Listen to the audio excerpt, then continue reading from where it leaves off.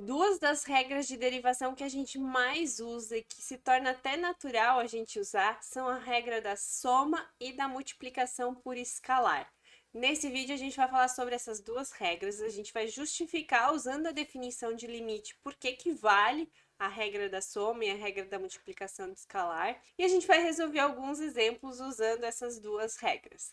Eu sou a Prof. Jaque de Matemática e se você gosta desse assunto ou precisa desse assunto, curte o vídeo, se inscreve no canal para não perder nenhuma novidade. A gente vai começar falando da regra da soma, onde a gente sabe que quando a gente tem uma soma de duas funções e a gente quer derivar essa soma de duas funções, a gente pode pensar em cada uma delas de forma separada. Derivar a u e derivar a v e somar depois as duas derivadas.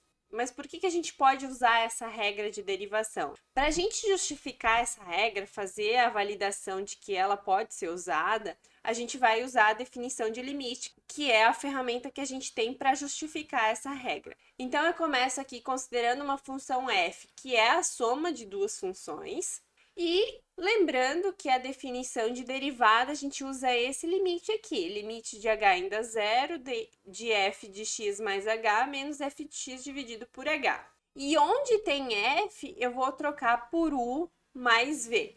Aqui a f de x vai ser ux mais vx. E onde tem f de x mais h, a gente vai trocar por u de x mais h mais v de x mais h. Então, é esse primeiro passo que a gente vai fazer. Observem que aqui até deixei a f entre parênteses para enfatizar bem que ali a gente tem a nossa f de x e aqui a gente teria a nossa f de x mais h. Só que onde tinha argumento x, eu preciso trocar por esse novo argumento que é o x mais h.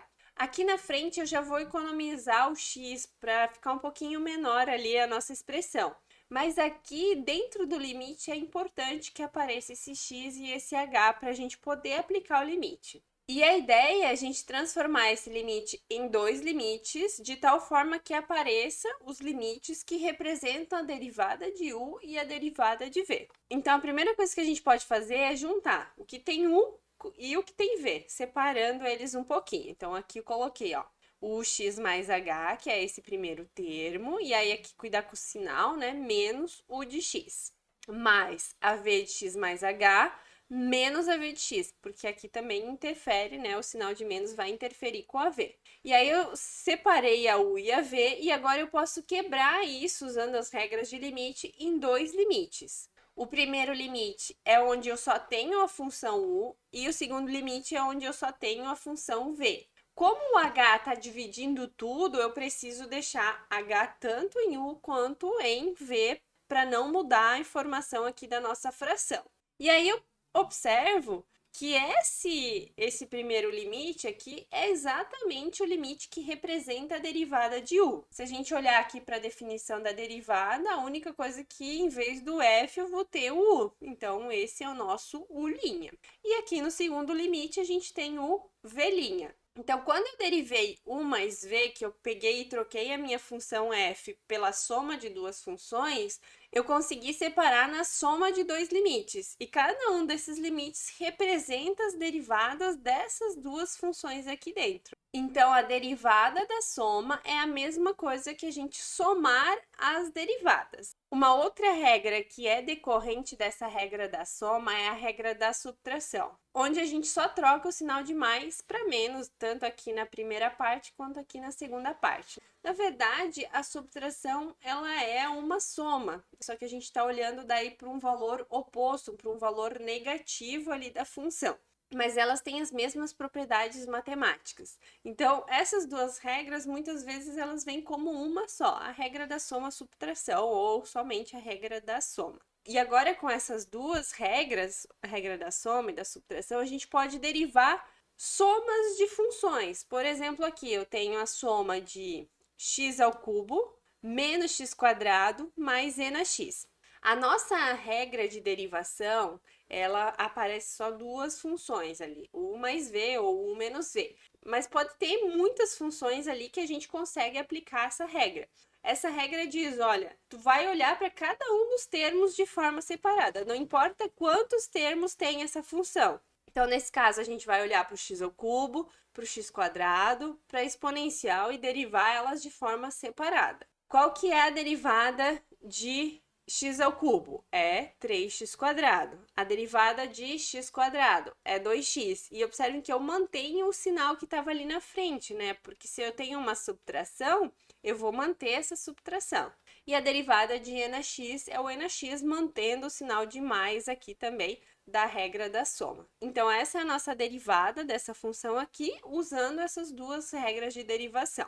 A segunda regra de derivação, que daí muda um pouquinho, é a regra de multiplicação por escalar. Então, se eu tenho uma constante vezes uma função e eu quero derivar isso, eu não preciso me preocupar com a constante. A constante, ela permanece e eu derivo apenas a função.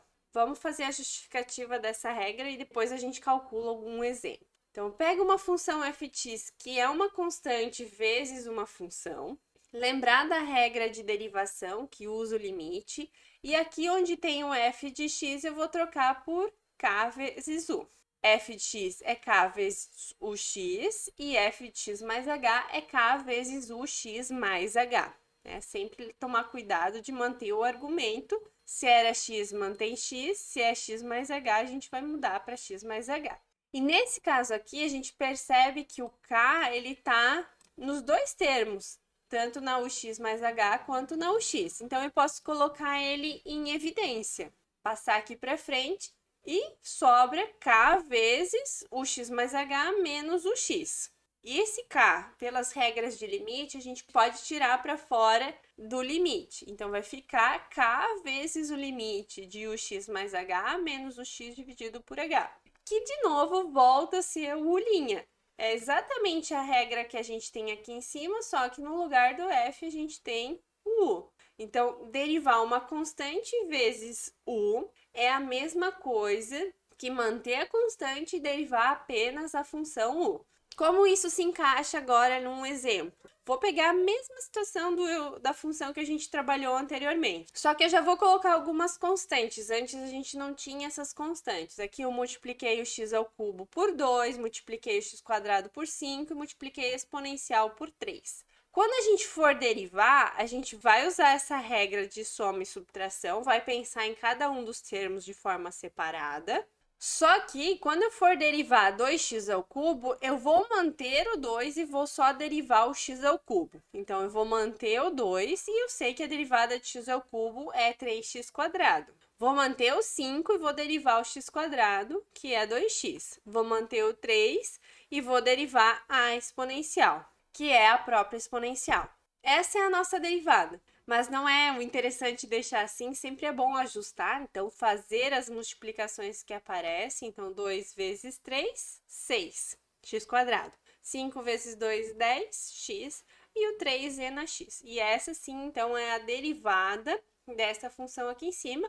Essas regras de derivação que a gente viu aqui nesse vídeo são fundamentais para fazer qualquer derivada. Nesse vídeo, o objetivo era a gente justificar essas regras, porque a gente utiliza elas de forma tão natural, mas existe uma justificativa, não é porque alguém quis, é uma construção, é usando todo aquele conceito de limite que a gente estudou, né? A definição de derivada que vem do limite, e com isso a gente consegue justificar essas regras de derivação. Nos próximos vídeos a gente vai justificar também as outras regras de derivação, que é a regra do produto, do quociente e regra da cadeia. Espero muito que esse vídeo tenha te ajudado.